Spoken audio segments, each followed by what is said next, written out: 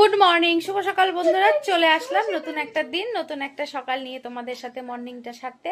আর আজকে কিন্তু একদম সেজে গুজে নিয়েছি, কারণ স্কুলে যেতে হবে। এদিকে মেয়েও রেডি হয়ে গেছে, এই যে। এদিকে মা ঠাকুর প্রণাম করছে। তো চলো এবার বেরোবো, সব রেডি। মেয়ে যেহেতু মুখে ওষুধটা মেখেছে, ওই জন্য একটু দাঁড়িয়ে আছি।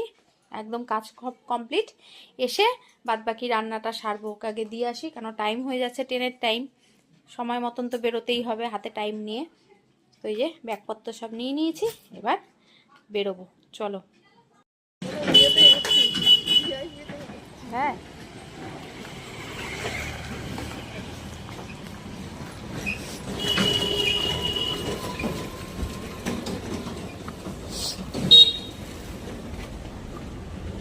গরুটা এখানে এসে দাঁড়িয়ে আছে।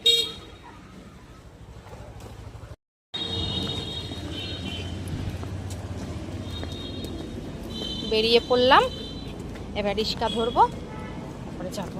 চলো।